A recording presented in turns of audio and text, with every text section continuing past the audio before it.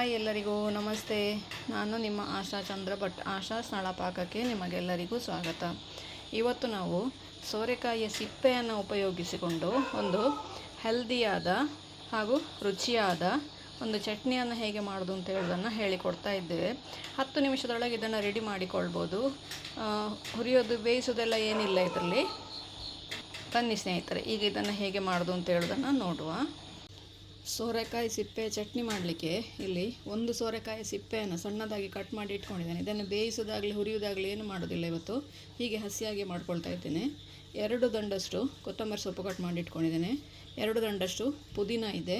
ಒಂದು 5ರಿಂದ 6 ಬೆಳ್ಳುಳ್ಳಿ. ಇಲ್ಲಿ ಬೆಳ್ಳುಳ್ಳಿ ತಿನ್ನದವರು ಬೆಳ್ಳುಳ್ಳಿ ಸ್ಕಿಪ್ ಮಾಡಿಕೊಳ್ಬೋದು, ಹಾಕಲೇಬೇಕು ಅಂತ ಏನಿಲ್ಲ. 1 ಈರುಳ್ಳಿಯನ್ನು ಕಟ್ ಮಾಡಿ ಇಟ್ಕೊಂಡಿದ್ದೇನೆ, ಸಣ್ಣ ಈರುಳ್ಳಿ ಇದು. ರುಚಿಗೆ ಬೇಕಾದಷ್ಟು ಉಪ್ಪು, ಆಮೇಲೆ 1 ಟೀ ಸ್ಪೂನಷ್ಟು ಜೀರಿಗೆ ಇದೆ. 1 ಸಣ್ಣ ಟೊಮೆಟೊ ತಗೊಂಡಿದ್ದೇನೆ. ಹುಣಸೆ ಹಣ್ಣು ಹಾಕ್ತಾ ಇಲ್ಲ, ನಾನು ಟೊಮೆಟೊ ಹಾಕ್ಕೊಳ್ತಾ ಇದ್ದೇನೆ. ಖಾರಕ್ಕೆ ಬೇಕಾದಷ್ಟು ಮೆಣಸು, 2 ಮೆಣಸು ಹಾಕ್ಕೊಳ್ತಾ ಇದ್ದೇನೆ ನಾನಿಲ್ಲಿ. ಇದಕ್ಕೆ ಬೇಕು ಅಂತಾದರೆ 1 ಕಪ್ಪಷ್ಟು ತೆಂಗಿನಕಾಯಿ, ಹಸಿ ತೆಂಗಿನಕಾಯಿ ಫ್ರೆಶ್ ತುರಿಯನ್ನು ಹಾಕ್ಕೊಳ್ತಾ ಇದ್ದೇನೆ. ನೀವು ಕಾಯಿ ಉಪಯೋಗಿಸಲಿಕ್ಕೆ ಇಷ್ಟ ಇಲ್ಲ ಅಂತ ಹೇಳುವವರು ಕಡಲೆಬೇಳೆ 2 ಟೇಬಲ್ ಸ್ಪೂನಷ್ಟು ಅಥವಾ ಹುರಿಕಡಲೆ 2 ಟೇಬಲ್ ಸ್ಪೂನಷ್ಟು ಹಾಕ್ಕೊಳ್ಬೋದು. ನನಗೆ ಬೇಳೆ ಹಾಕೋದಷ್ಟು ಇಷ್ಟ ಆಗೋದಿಲ್ಲ, ಹಾಗಾಗಿ ನಾನು ಕಾಯಿ ತುರಿ ಹಾಕ್ಕೊಂಡು ಚಟ್ನಿ ಮಾಡ್ಕೊಳ್ತಾ ಇದ್ದೇನೆ ಇವತ್ತು. ಇದೆಲ್ಲವನ್ನು ಕೂಡ ಮಿಕ್ಸಿ ಜಾರಿಗೆ ಹಾಕ್ಕೊಂಡು ತರಿತರಿಯಾಗಿ ರುಬ್ಬಿಕೊಳ್ಳು. ನುಣ್ಣಗೆ ರುಬ್ಬಿಕೊಳ್ಳೋದೇನಿಲ್ಲ, ಇದನ್ನು ತರಿತರಿಯಾಗಿ ರುಬ್ಬಿಕೊಳ್ಳುವ.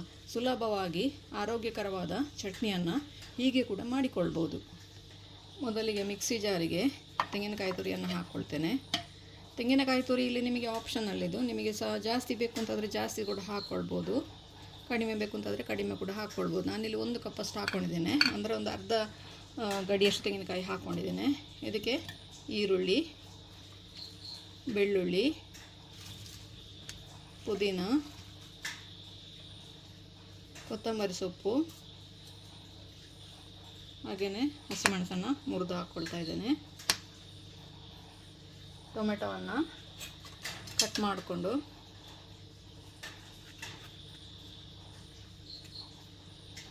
ಟೊಮೆಟೊದ ಈ ಪಾರ್ಟನ್ನು ಯಾವಾಗಲೂ ತೆಗೆದುಕೊಳ್ಬೇಕು.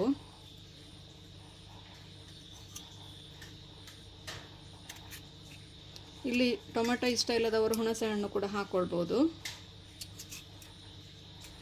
ಸಿಹಿ ಇಷ್ಟಪಡೋರು ಚೂರು ಬೆಲ್ಲ ಹಾಕ್ಕೊಳ್ಬೋದು.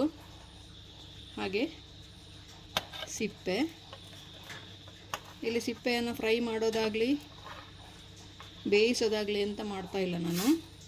ಉಪ್ಪು ಹಾಗೂ ಜೀರಿಗೆ. ಇದರಲ್ಲಿ ನಿಮಗೆ ಫೈಬರ್ ರಿಚ್ ಪ್ರೋಟೀನ್ ಎಲ್ಲ ಕೂಡ ಇದೆ, ಹಸಿರು ಸೊಪ್ಪು ಕೂಡ ಇದೆ ಇದರಲ್ಲಿ. ಆರೋಗ್ಯಕ್ಕೆ ಬೇಕಾದ ಎಲ್ಲ ವಿಟಮಿನ್ಗಳು ಕೂಡ ಸಿಗ್ತವೆ ಇದರಲ್ಲಿ. ಮೊದಲಿಗೆ ಇದನ್ನು ತರಿತರಿಯಾಗಿ ಹುಡಿ ಮಾಡಿಕೊಳ್ತೇನೆ, ಆಮೇಲೆ ನೀರು ಬೇಕು ಅಂತಾದರೆ ಸೇರಿಸ್ಕೊಳ್ಳುವ. ಒಂದು ಅರ್ಧ ಕಪ್ಪಷ್ಟು ನೀರು ಸೇರಿಸ್ಕೊಳ್ತಾ ಇದ್ದೇನೆ. ಈಗ ನೀರು ನಾನು ಫಸ್ಟಿಗೆ ಹಾಕಲಿಲ್ಲ, ಯಾಕೆ ಅಂದರೆ ಸೊರೆಕಾಯಿಯಲ್ಲಿ, ಕಾಯಿಯಲ್ಲಿ ಹಾಗೆ ಇದರಲ್ಲೆಲ್ಲ ನೀರಿರ್ತದೆ, ಸೊಪ್ಪುಗಳಲ್ಲಿ ಕೂಡ ನೀರಿರ್ತದೆ. ನೀರುಳ್ಳಿ ಹಾಕಿದ್ದೇವೆ, ಟೊಮೆಟೊ ಹಾಕಿದ್ದೇವೆ, ಅದೆಲ್ಲದರಲ್ಲಿ ಕೂಡ ನೀರಿರ್ತದೆ. ಹಾಗಾಗಿ ಈಗ ಬೇಕು ಅಂತಾದರೆ, ಅದಕ್ಕೆ ನಾನು ಆಗಲೇ ಹೇಳಿದೆ ಬೇಕು ಅಂತಾದರೆ ಮತ್ತೆ ಹಾಕ್ಕೊಳ್ಳುವ ಅಂಥೇಳಿ. ಇದನ್ನು ಈಗ ಇನ್ನೊಂದು ಸ್ವಲ್ಪ ರುಬ್ಬಿಕೊಳ್ತೇನೆ. ಇದನ್ನು ಈಗ ಬೌಲಿಗೆ ಹಾಕ್ಕೊಳ್ಳುವ.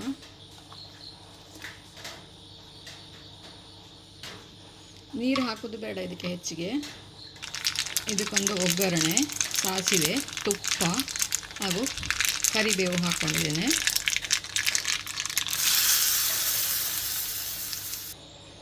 ರುಚಿಯಾದ ಆರೋಗ್ಯಕರವಾದ ನಮ್ಮ ಸೋರೆಕಾಯಿ ಸಿಪ್ಪೆಯ ಚಟ್ನಿ ರೆಡಿ ಆಯಿತು. ನೀವು ಕೂಡ ಖಂಡಿತ ಒಮ್ಮೆ ಟ್ರೈ ಮಾಡಿ ನೋಡಿ, ಹೇಗಾಯಿತು ಅಂತೇಳಿ ಕಮೆಂಟ್ ಮೂಲಕ ನಮಗೆ ತಿಳಿಸಿ. ಲೈಕ್ ಕೊಟ್ಟು ಶೇರ್ ಮಾಡಿ. ನೀವಿನ್ನೂ ನಮ್ಮ ಚಾನಲನ್ನು ಸಬ್ಸ್ಕ್ರೈಬ್ ಮಾಡ್ಕೊಳ್ಳಿಲ್ಲ, ಸಬ್ಸ್ಕ್ರೈಬ್ ಮಾಡಿಕೊಂಡು ಪಕ್ಕದಲ್ಲೇ ಇರುವ ಬೆಲ್ ಐಕಾನನ್ನು ಒತ್ತಿ ನಮ್ಮನ್ನು ಸಪೋರ್ಟ್ ಮಾಡಿ. ನಮ್ಮ ಇನ್ಸ್ಟಾ ಹಾಗೂ ಫೇಸ್ಬುಕ್ ಪೇಜನ್ನು ನೀವು ಫಾಲೋ ಮಾಡ್ತಿಲ್ಲ ಅಂದರೆ ಅದನ್ನು ಕೂಡ ಫಾಲೋ ಮಾಡಿ. ಮುಂದಿನ ವಿಡಿಯೋದಲ್ಲಿ ಹೊಸ ಅಡುಗೆಯೊಂದಿಗೆ, ಇನ್ನೊಂದು ಹೆಲ್ದಿ ರೆಸಿಪಿಯೊಂದಿಗೆ ಪುನಃ ನಿಮ್ಮನ್ನು ಭೇಟಿಯಾಗ್ತೇನೆ. ಧನ್ಯವಾದಗಳು.